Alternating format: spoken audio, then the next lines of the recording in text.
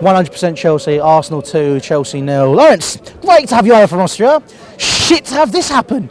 Go! That's what you get when you don't move. You know? I mean...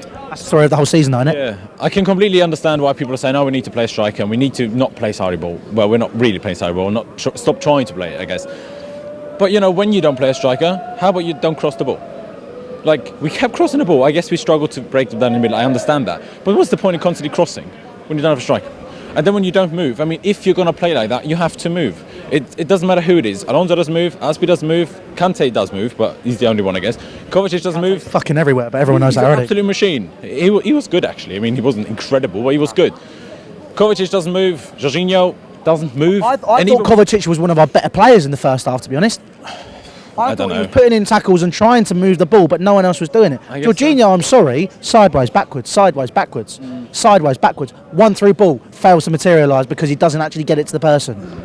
First half, I agree. Second half, I thought it was actually good, especially average second half. Yeah, I thought he at least put in some tackles more and got on the ball more and pushed up a bit more. I just felt, you know, if you're going to play like we're trying to play, if you don't move, you might as well go home. You might as well stay home.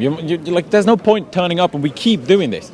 Like, we talk about this quick passing football, but that only works when you move. Like, how many times have we tried to play ourselves out from the back because obviously they pressed us, especially first half, and then we tried to play ourselves out. What about plan B? Well, you talk about plan B, but at the end of the day, you know, the idea of top-class teams, top-class managers, is not to have a plan B, but to be so good at plan A that it always works. Did you ever Pep has like 2 or 3 different plans. Did you ever see Barcelona not play tiki-taka football? Yes. Against who? They played. I don't fucking remember who it was against, but I know they changed it up every so often because Pep Guardiola knows you need to adapt. Yeah, but you say that. What's in front of you? Mourinho. Did we play the exact same against City? No, we didn't. Mourinho in his first spell at Chelsea, or even in his second spell, played really quick attacking football in the first half of the season we won the league, decided to set up and just chill for the second half and just to grind out results, so we got it done. Top class managers, there's no point saying they have one plan. They need to have multiple plans so they know if something doesn't work, they can change it up and get the results, which is what this game is. It is a results-based game. And, you know, I disagree with what you're saying about you just need to have one good plan. I'm not saying you just need to have that. I mean, we did have it wasn't a fully plan B, but it was different against City. Yes, it worked. Maybe we should have tried it today. I guess so. But the thing is, you know, of course you want to start your plan A and then change it throughout the game if it doesn't work. But then when you're always 1-0, 2-0 down, like we were against Spurs, like we were today, by the time you can change it, you might as well not do. Because then it's too late. Because, I mean, just asking you, did you ever feel comfortable that we were going to get 1, let alone 2 goals today? Especially after going to goal down. Exactly. So, but that's the issue. But then people tell me, oh, Giroud should play. Well, he came on for 20 minutes. What did he do? 20 minutes. We all know that Giroud can't do something in 20 minutes. No, not many players can do something and have an impact in 20 minutes. A super sub. That's all he is.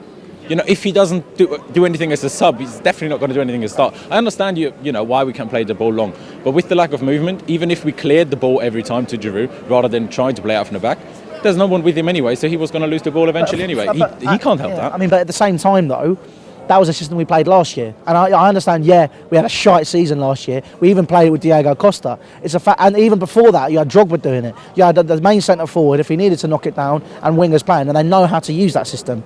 So it's a case of, Sarri ball, yes. I'd love to see it at Chelsea. But right now, it simply doesn't work. And I just think that's because it's too slow, and I understand it may be the personnel. One of those personnel for me is Jorginho. I can't agree with that. Why? Because he moves the ball too slowly, and you've seen that today. I agree. No, I'm not saying he's great. I'm not saying he hasn't played badly today and the last 2 games, or today average, I thought. But my struggle with the whole thing is, if you watch Napoli play, the way they move, he always had to want someone to pass it to straight away. He doesn't have that for us, and that's why he passes it slowly. Because he has to take the ball and then actually wait for someone to finally move and then pass the ball. And then he's more likely to move the ball. And then when no one does actually move, then he tries to more riskier passes. Like the last minute today when he tried to chip it over to Hudson-Odoi. I'm not disagreeing that he shouldn't play those better, but he only tries those risky ones because he's forced to play those risky ones. It's all, for me, all down to movement. So as the second manager on the pitch is what everyone's touting him to do, why is he not organising the team better? Yeah, I do agree with that. But at the end of the day, even if the first one can't get them to move, how can Jorginho be asked? He's fucking they're yelling at him and telling him to do it on the pitch. You played Sunday League. I know it's a very different level. Don't worry about it. We played it together. It is, but at the end of the day, if they don't move the way you want to move, I mean, if you watch him play, he always tells everyone to press, and he looks around. But why are you not pressing? Why is no one moving? it happens constantly. Yes, okay, you could say maybe he should be more dominant, but he's not exactly John Terry. He's not going to be a leader like John Terry and everyone follows him. Not yet anyway. I mean, he's been around for 6 months. Will it change if we get Higuain? Probably going to get him. Will that make a huge difference? We'll have to wait and see. I mean, I hope so, but we need to do something different to that.